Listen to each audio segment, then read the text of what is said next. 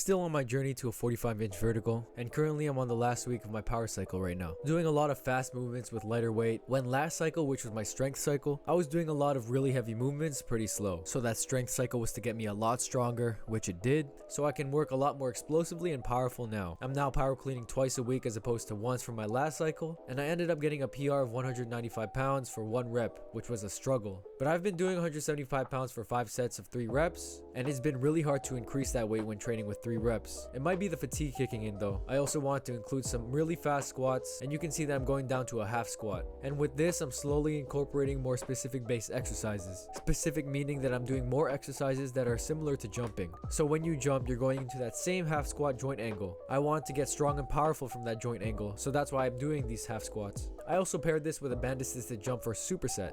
I haven't done contrast training in a long time, so I wanted to incorporate it here. Contrast training is just pairing a heavy exercise with a lighter exercise of the same or similar movement. So in these banded jumps, I'm also going down to about a half squat position and jumping up as high as I can. The band alleviates some of my weight so that I'm able to jump higher and faster without landing with my full body weight. This is a lot easier on my knees too. I also want to get some explosive hip extension movements to get my posterior chain powerful too. So that's where these banded kettlebell swings come into play. The band makes it so that it requires a stronger hip extension to get the kettlebell up and more eccentric strength to decelerate the kettlebell when it comes down. I'm using the heaviest kettlebell there, which was 52.5 pounds, with a pretty thick band too. So I'd say my hips are pretty strong. And you can't forget to include some accessory work. Heavy seated calf raises to work the soleus for about 6 reps. You gotta go heavy on calf exercises too. Then on my other power day of the week, I do standing calf raises to work the other part of the calves, which is the gastrocnemius. That's usually what I do for my power cycle. I do change it up a bit. This cycle didn't go quite as planned because my knee pain started to come back, so I wasn't able to do stuff like the explosive squats, so I had to change some stuff up. And since this knee pain has been a thing for months and it keeps coming back, I made a huge decision.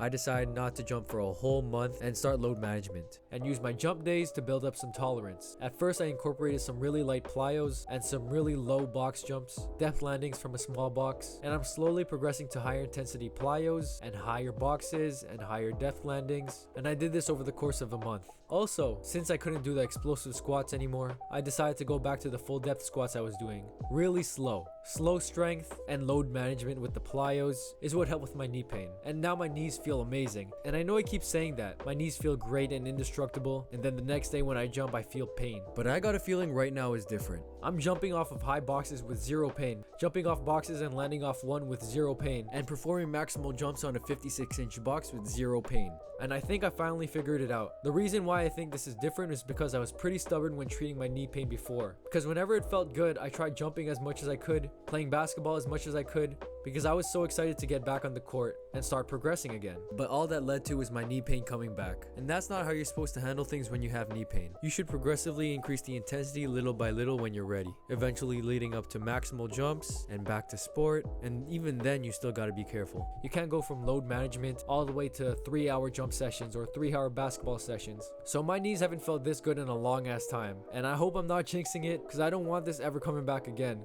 I'll post another video about progressively getting your knees better and the things I've been doing to get my knees better, but things are starting to look good right now. Still aiming for that 45-inch vertical, so stay tuned.